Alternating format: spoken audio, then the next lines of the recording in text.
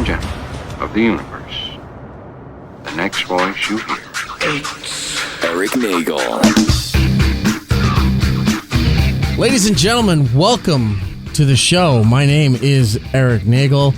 This is a little different because it's not necessarily a new show, yet it is. Very confusing. What we're doing here is pretty much a part 2 of all the interviews and the cool stuff that I got to see and do at San Diego Comic-Con. Last week, a whole bunch of stuff. We talked to the cast of Doctor Who and Orphan Black. Ron Perlman was there. Director John Schnepp, who I know Giddles is a big fan of. Oh yeah, Metalocalypse. Right. What was the Superman movie? The documentary. Yeah, I talked to him about it's The Death of Superman Lives, What Happened. Yep. Talked to him about that. I talked to another director, Bird McDonald, for his steampunk documentary called Vintage Tomorrows. Oh, that's cool. We should definitely check that out. It's up on YouTube on demand, all that stuff there, so you can find it. But last week's show had a lot of great stuff. This week, we have a lot of stuff, too. This week, we're focusing more on industry stuff. Instead of, we have guests and what have you, but more industry stuff that involved things that we've talked about here on the show. Toy lines, T-shirts, all kinds of stuff like that. It's a little bit more of the behind-the-scenes take that, you don't usually get from this show. Yeah, you don't usually... There's a lot of products and stuff that we enjoy and that you may enjoy, but you never really get to hear from the people who make them or the companies that provide them. So that's pretty much, we're going to talk to those people as well.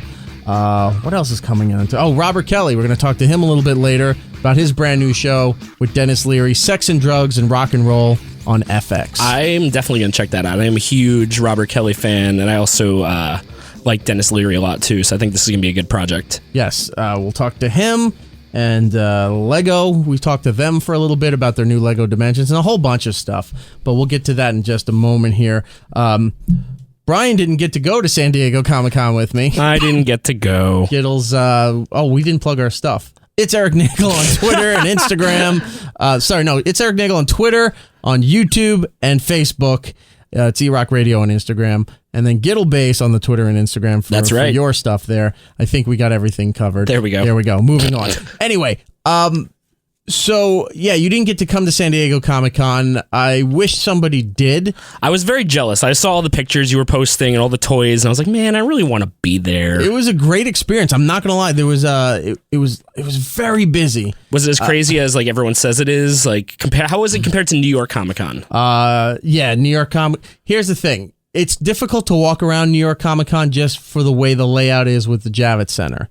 That being said, there's more people at San Diego. San Diego is a straight shot. It's almost like they're not hubs, but like in ports, when they have all the cruise lines and things like that, they have different port. Yeah, they're ports, but the buildings for each port, how they all connect, you can walk through straight down a line. Yeah, it's almost like Fremont Street in like Las Vegas, like where it's just like the long strip and you can just walk down and go off to little sections you want to go to and stuff. San Diego is one straight shot. You get into the center there and you can walk all the way down. Cool.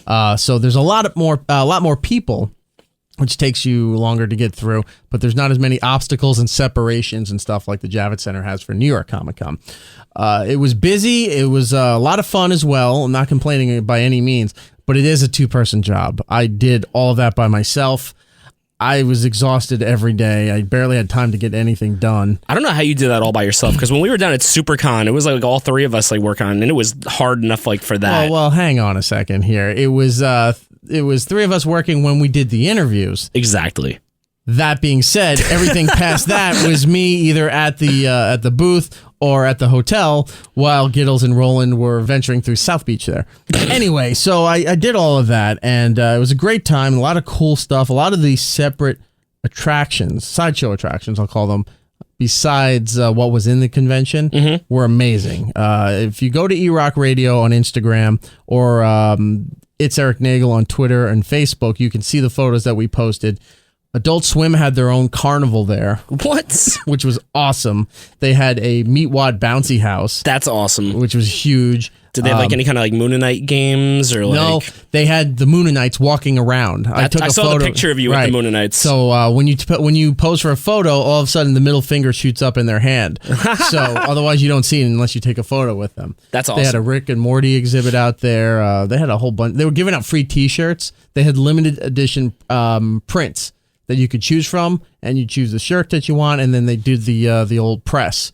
And then within 15 minutes, you come get your shirt, and it's all done. That's so cool. Can't buy it anywhere. They said those designs were being destroyed after the convention. So I got a nice Rick and Morty shirt. Badass. Which is awesome. So the Adult Swim area was really great. It was called In the Green or On the Green, something like that. And then right behind that was the FX Arena for their whole display of everything FX related. They had the hotel for the new season of American Horror Story. Oh, yeah. How was that? The line was way too long. I tried multiple times to get in there to take a look, but it just wasn't happening. But I got close enough to the front where you can see the bellhop area and all that stuff. I took a couple pictures. They had that. They had the big jumbo screens were all advertising sex and drugs and rock and roll. Archer had a presence there. They were giving out these limited edition trading cards. Archer trading cards? Archer trading cards. I got one of those. If you want one of those, I can give you that. Woohoo. They had Simpsons stuff. They had... they had a... Did they have Simpsons stuff for like the FXX channel? Yeah, FXX was all part of the whole thing. Okay. They were giving out a special card. That's about... Well, they had a huge monolith that had all the Simpsons merged together. That's cool.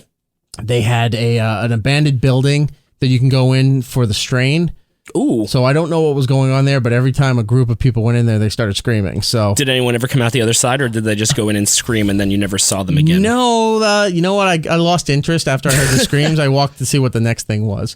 So they had that. They had a whole bunch of stuff. What else was outside? Nerdist had what they called the Carnival. That was at Petco Park, where the San Diego Padres play. And in the front there, they had all these dinosaurs made out of Lego. That's cool. And the like big Jurassic World dinosaurs? It's exactly officially licensed Jurassic World. Nice. So you walk in and there's raptors everywhere. Yeah, it's a bunch of end of worlds all over the place. It's just shoes and pants everywhere. It was the best of times. It was the blurst of times. Oh, you stupid monkey. There was all these cool dinosaurs there, and then you go up the stairs into the carnival and everything, and they had a whole bunch of great stuff, which we'll get to a little bit later, where we talk to the people from T-Fury, who I'm a big fan of their company, and I wear their products proudly. And they had a laser tag pavilion inside. They had a stage where they were doing all sorts of Q&A sessions with celebrities. They had Chris Hardwick's trademark for the Nerdist is enjoy your burrito. Mm-hmm. They had a... Did they have burritos? They had a stand there making these burritos. Authentic West Coast style burritos there. Smelled so amazing, but again, the lines were too much, so I didn't get a chance to do that. Crayola had a whole division in there where you could come in, drop the kids off, and go off and do whatever you want. Coloring, all that kind of cool stuff.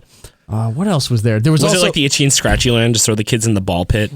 Oh yeah, and then add more balls. Then there was right near Petco Stadium was a big parking lot that they had. Alienware had a huge tent. They had all the stuff where you could try out all different kinds of PC games. So there's like lots of like LAN gaming areas and stuff like that. They had that. They had a big, huge inflatable Snoopy house for the Peanuts movie where you go in. I don't know what was inside, but I saw on the other end was a big jumbo slide. That's cool. So that was kind of cool. You go in, you come out as a snow cone on the other side. Awesome. That's what happens when you go into the strain thing. You come out as a snow cone. You come out as a Snoopy soaked snow cone. It's a weird cross promotion. So there was a lot of cool stuff. Nintendo had a thing on the other side of the convention hall. So did Xbox. They had their thing as well. Did Nintendo do any kind of memorial for the president who died from Nintendo like over the week? Because I know that they're having like a memorial at the Nintendo store like 2 blocks from here. If they did, I was not aware of it. Oh, okay. But inside the convention, their big deal was Mario Maker, which is awesome. You think you might be too old or maybe tired of playing Mario. This takes elements from every Mario game, and you can build your own world. So can you build like a new futuristic Mario, but like put an 8-bit Mario in that world? Yes. That's awesome. You can take the current Mario stuff, like Mario Galaxy, and put 8-bit Mario in it, and just, for the world. I saw, and the best way to demonstrate it is using the classic side-scroller from Mario 1. And they have stuff from Mario 2 was in there. Yoshi's in there, but it's an 8-bit Mario. And then all of a sudden the turtle hits something and turns into like the entire screen. That's and now cool. this thing's coming at you. I'm like, you can fuck this game up as much as you want, and it just makes it better to play. So you know how people are always trying to hex edit some of those games? They're just saying, here's all the open source, build what you want. It's like they took the original Excite Bike from Nintendo where you got to build your own level and just did that for Mario. Like, yeah, just go fucking nuts. Just do Mario. I did that once with Excite Bike where I made the hill so big that my guy, and I would purposely drive slow so he couldn't get up the hill. Just tumble down. And then all the time would waste out, and that would be the end of the game. The worst part about that game was when he had to run over and get his bike, and you're like, hurry up and get your freaking bike and get back on the track so I can knock you down again. Right.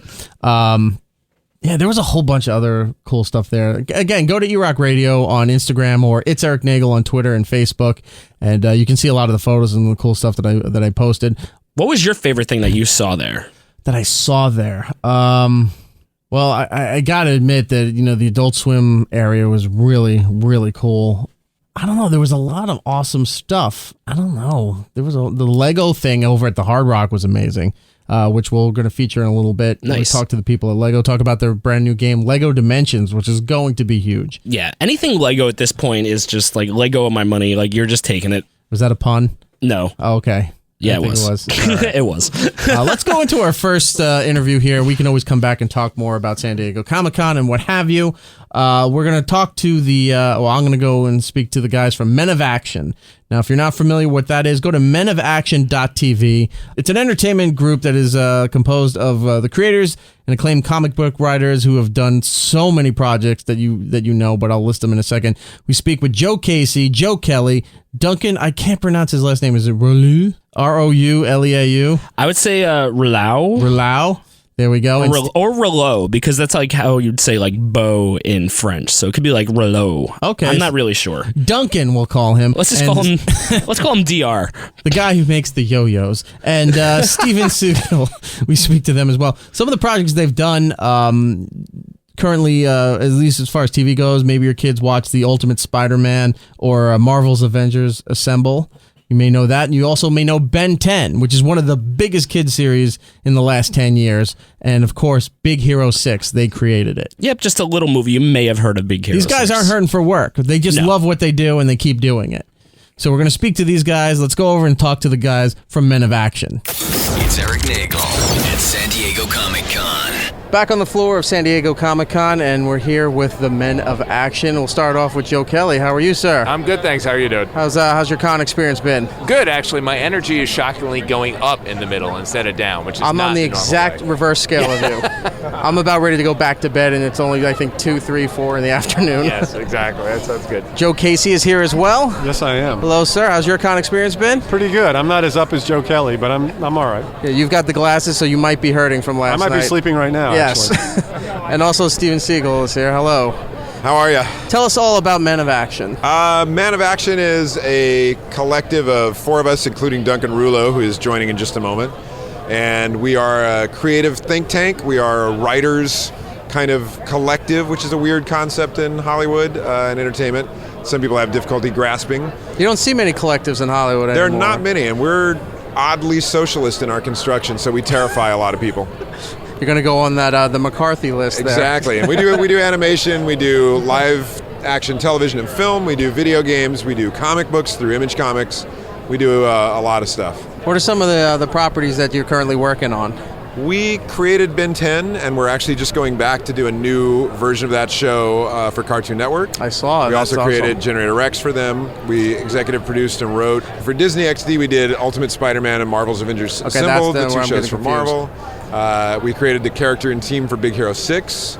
And then we've also got a slew of TV and film projects in the live action space coming up this year. You're creatively, I understand you want to be stimulated and get your juices out and everything. Stimulation and juices, ladies and gentlemen. But you guys pretty much, everything you guys have touched on here, you're pretty much done everything that anybody else is trying to get to in their career. They're like, I wish I just had one project that was successful, and you have many. It's true. I don't know what else to say to add to that. No, we've been super lucky, and I'll say that the other 3 guys are super talented, so that's why we've gotten where we are. But it's we've had that really good chemistry of we've known each other for a long time. We like working together. As Steve often says, we come at things from very different angles, but once we settle on what's cool, right, it's easy for us to lock in and then do a good job kind of knocking it out of the park. And right opportunities have popped up, and we've been able to make the most out of them. And Duncan is joining us here. Hi, sir. I completely agree with what Joe Kelly said. We are, the three of us, very talented.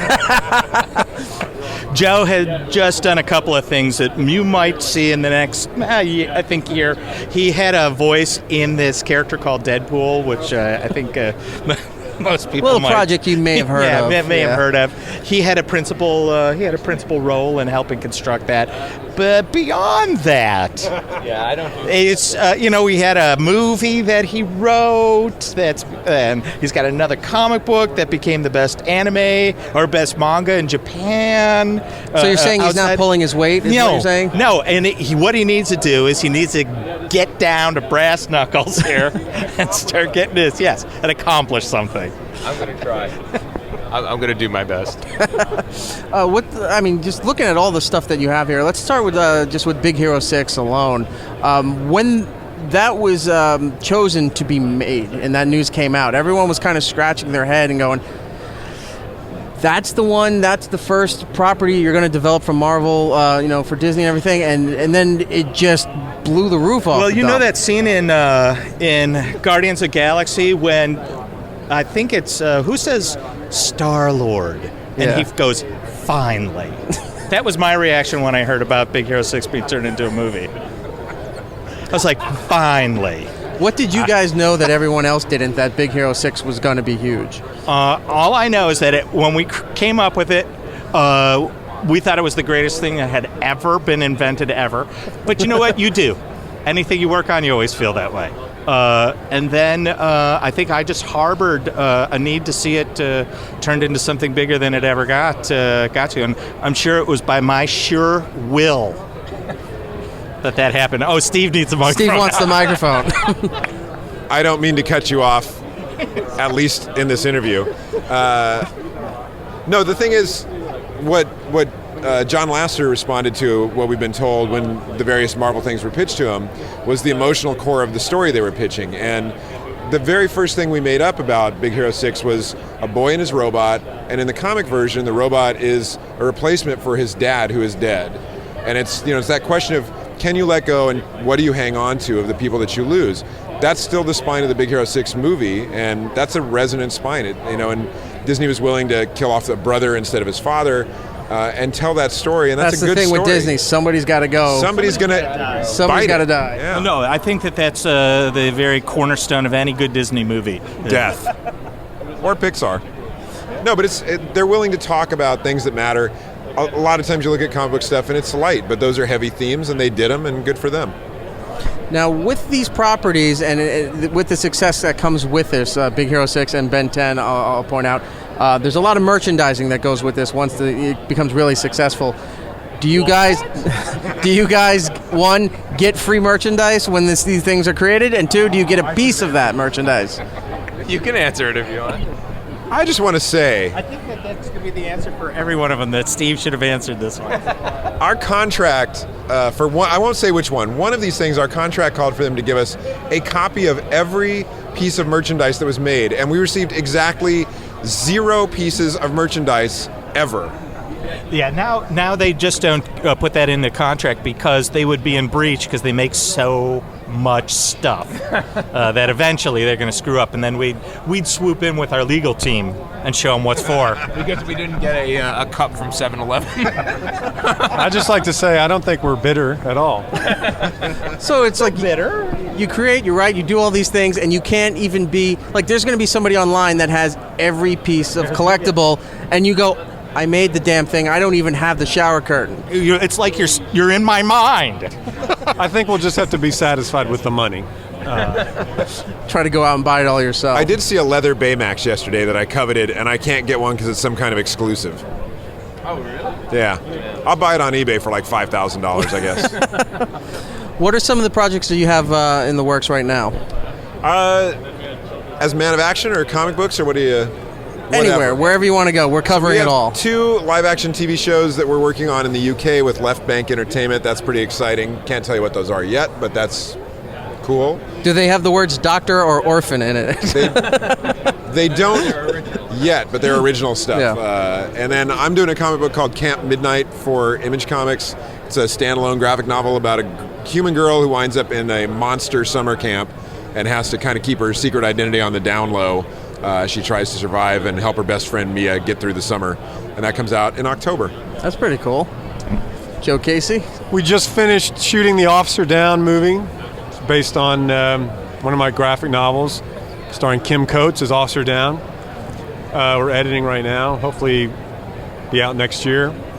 And then I have a classy book from Image called Sex, ongoing. And another book called Valhalla Mad, which is also out there. So, very busy.